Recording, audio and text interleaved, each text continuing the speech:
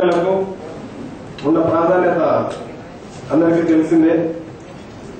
ఎన్నికల సందర్భంగా ప్రధాన పార్టీల అభ్యర్థులు కానీ వాళ్ళ ప్రజలకు చేసేటటువంటి వాగ్దానాలు కార్యక్రమాల వాళ్ళ మీద ఉన్నటువంటి ఒపీనియన్ ని ప్రజల్లోకి తీసుకుపోయే దాంట్లో మీడియా కీలక పాత్ర పోషిస్తోంది.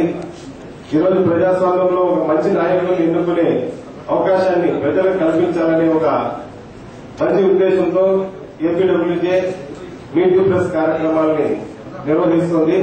ఇందులో భాగంగానే ఈరోజు బీజేపీ జాతీయ స్థాయిలో మన రాష్ట్రం నుంచి క్రియాశీలక పాత్ర పోషిస్తున్నటువంటి చల్లపల్లి నరసింహారెడ్డి గారి మీట్ ది ప్రెస్ కార్యక్రమం. సమయం కొద్దిగా ఉన్నా మన మిత్రులందరూ వచ్చినందుకు థ్యాంక్స్ చెప్తున్నాను. ఈరోజు మన రాయలసీమలో బీజేపీ పాత్ర ఎంత కీలకంగా మారిందో మీకు తెలుసు. ప్రధాన ప్రతిపక్షమైన తెలుగుదేశంతో వీళ్ళకి అవగాహన కారణంగా రాజంపేట, తిరుపతి 2 లోక్సభ స్థానాలను బీజేపీకి తీసుకోవడం జరిగింది. అలాగే మన జిల్లాలో రాజకీయంగా అత్యంత ప్రాధాన్యత ఉన్నటువంటి మదనపల్లి అసెంబ్లీ నియోజకవర్గం నుంచి బీజేపీ అభ్యర్థిగా చల్లపల్లి నరసింహారెడ్డి గారు పోటీ చేస్తున్నారు. బీజేపీ సంబంధించి తర్వాత మదనపల్లి నియోజకవర్గానికి చల్లపల్లి నరసింహారెడ్డి గారు భవిష్యత్తులో ప్రజలకు ఇచ్చేటటువంటి హామీలకు సంబంధించి కీలకంగా అంశాల మీద మిత్రులు ప్రశ్నలు అడగచ్చు. ఇదివరకు మనం చెప్పినట్టే ఒక్కొక్కరు వాళ్ళ మీడియా వాళ్ళ ఆర్గనైజేషన్ పేరు చెప్తూ వాళ్ళ నుంచి వాళ్ళు అడగాల్సిన ప్రశ్నలు సూటిగా అడగాలి. చర్చలకు ఇక్కడ తావుండదు. మీరు ఇచ్చేటటువంటి ప్రశ్నల తర్వాత ఒకవేళ ఉప ప్రశ్నలు ఏదైనా ఉంటే కూడా మీరు దాన్ని అడగచ్చు. నేరుగా అభ్యర్థికి చెప్పుకునే అవకాశం ఇచ్చిన తర్వాత మీరు దాని మీద ఏదైనా మీకు సందేహం ఉంటే మన దానికి అనుబంధ ప్రశ్నని వేయచ్చు. కాబట్టి అందరు సభ్యులు కూడా సహకరించాల్సిందిగా కోరుతున్నాం. ఇప్పుడు అభ్యర్థి చల్లపల్లి నరసింహారెడ్డి గారు వాళ్ళ ఒపీనియన్ చెప్పిన తర్వాత మన తర్వాత మనం మీడియా నుంచి ప్రశ్నలు ఆహ్వానిస్తాం.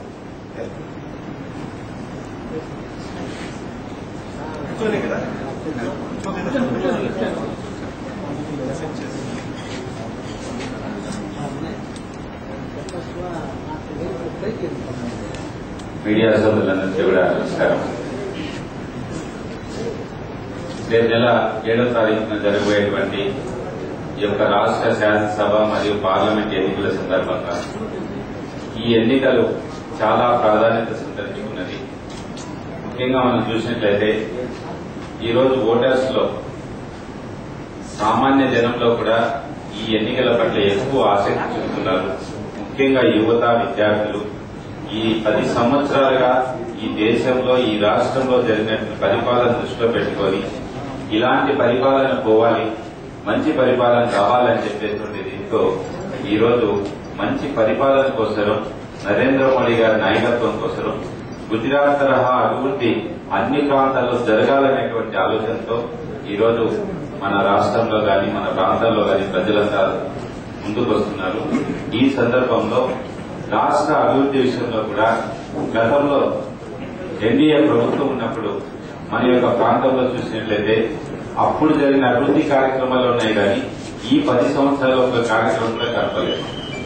మనం తిరుపతి చూడండి, తిరుపతి ఎయిర్పోర్ట్ అంతకుముందు తిరుపతి ఎయిర్పోర్ట్ ఏ రకంగా ఉంది, ఎన్డీఏ ప్రభుత్వం వచ్చిన తర్వాత తిరుపతి ఎయిర్పోర్టు దాని యొక్క ఆ స్థాయికి తీసుకోవడం, అప్పటి విమానయాన శాఖ మంత్రి అనంత్ కుమార్ గారు, అద్వానీ గారు, అప్పటి ముఖ్యమంత్రి చంద్రబాబు నాయుడు గారు కలిసి ఆ యొక్క ఎయిర్పోర్ట్ ను ప్రారంభించడం జరిగింది.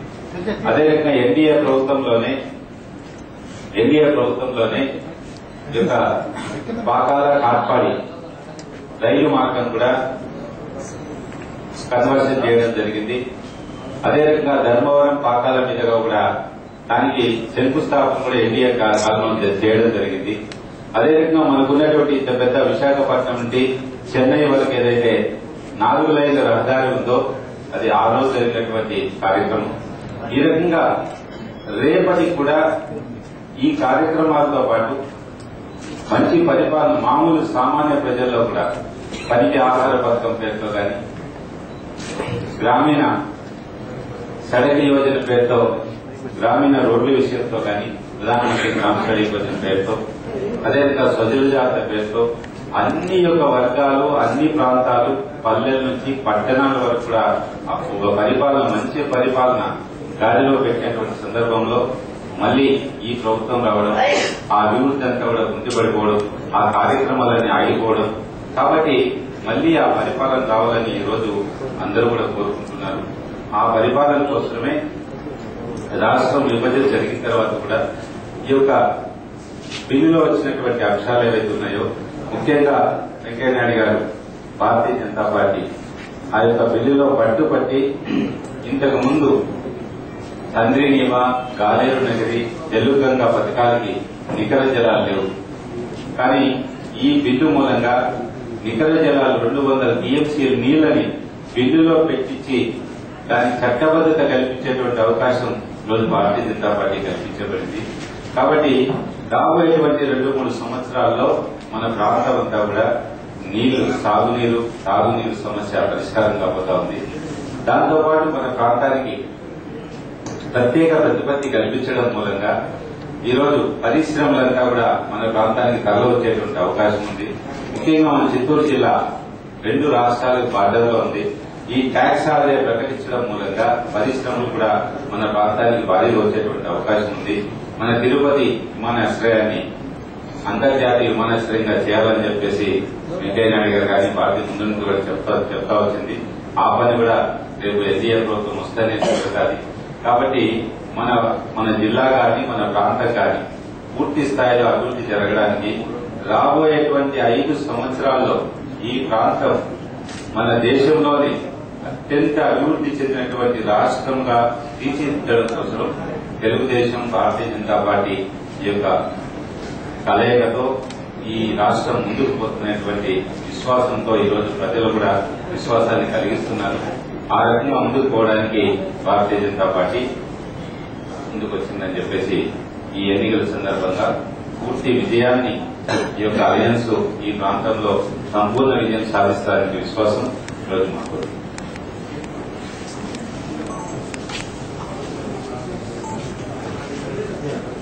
నా పేరు జగదీష్, నేను సీనియర్ రిపోర్టర్ తిరుపతి. సార్, ఒకటి కంబల్లపల్లికి చెందిన వ్యక్తి అంటే మీరు ప్రధాన వ్యక్తి, మిమ్మల్ని మీకు సీట్ సహజంగా ఒక రాజకీయ పార్టీలో 5 మంది 6 మంది అభ్యర్థులు ఆశిస్తూ ఉంటారు.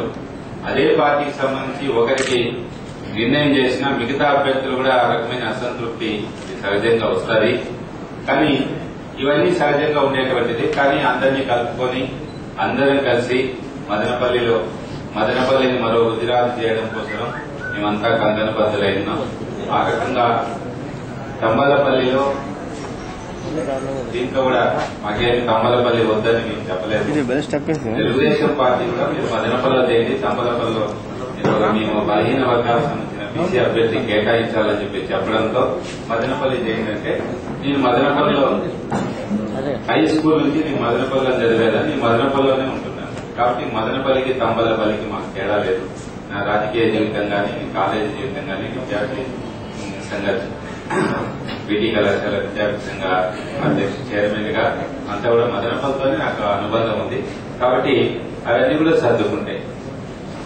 నా పేరు సుబ్రాయుడు, ఆంధ్రప్రదేశ్ రిపోర్ట్ అండి. కేవలం 620 ఓట్లతో ఓడిపోయిన తమ్మలపల్లిని వదిలి మదనపల్లి ఎంచుకోవడానికి అంతరం ఏంటి? మదనపల్లిలోనే పోటీ చేస్తారా? ఇప్పుడు మార్పులు చేర్పుల్లో మళ్ళీ తమ్మలపల్లికి వెళ్తున్నారు అన్న ప్రచారం కూడా వస్తుంది. మదనపల్లిలోనే పోటీ చేస్తారా లేదా తమ్మలపల్లి వెళ్తారా? మీ ప్రధాన ప్రచార అస్త్రాలు ఏంటి? నేను మదనపల్లి నా కార్యక్షేత్రంగా, మదనపల్లి కేంద్రంగా తంబలపల్లి చుట్టుపక్కల ప్రాంతాల్లో కూడా నేను పనిచేస్తూ ఉండడం జరిగింది. తంబలపల్లి ప్రాంతాల్లో ముఖ్యంగా 83 నుంచి అక్కడ నక్సలైట్ కార్యకలాపాల పేరుతో చాలా పెద్ద ఎత్తున అక్కడ హత్యా రాజకీయాలు జరుగుతూ ఉంటే నక్సలైట్ ఉద్యమానికి వ్యతిరేకంగా, ఫ్యాక్షన్కు వ్యతిరేకంగా మేము పోరాటం చేసినాము. పత్రికల్లో కూడా మీరు కూడా నాకు చాలా మద్దతు ఇచ్చారు ఆ ఉద్యమానికి కూడా. అక్కడ 1985 నుంచి 87 24 నెలల కాలంలో 28 రాజకీయ హత్యలు జరిగింది.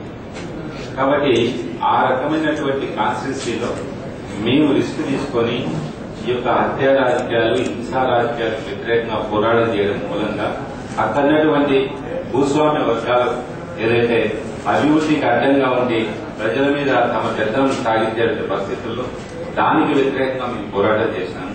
అందుకోసం నాకు 99లో మదనపల్లి సీటు కేటాయించినప్పటికీ కూడా నేను కాదని చెప్పి పట్టుబట్టి మళ్ళీ తంబలపల్లికి వెళ్ళాను. ఎందుకంటే ఆ వెనుకబడిన ప్రాంతాన్ని అభివృద్ధి చేయాలనేటువంటి ఉద్దేశం. అందుకే మేము 99లో ఓడిపోయినప్పటికీ కూడా 7 మంది కేంద్ర మంత్రులు తంబలపల్లికి తీసుకుపోయినాం. 7 మంది కేంద్ర మంత్రులు. ముఖ్యమంత్రిని ఆ రోజు చంద్రబాబు నాయుడు గారిని 2 సార్లు తంబలపల్లికి తీసుకుపోయినాం. దాంతోపాటు వాటర్ షెడ్ ఏరియా రాష్ట్రంలో 100% వాటర్ షెడ్ ఏరియా డిక్లేర్ చేసింది కుప్పం అయితే, రెండో constituency Thamballapalle. 2 నియోజకవర్గాలే 100% water shed area, అందులో తంబలపల్లి ఉంటాయి. కాబట్టి అక్కడ ఉన్నటువంటి ఆ పరిస్థితుల్లో మనం పనిచేశాము.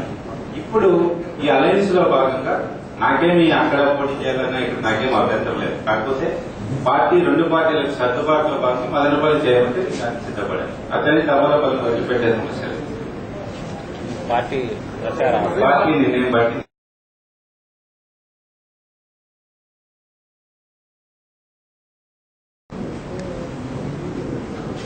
Thank you sir.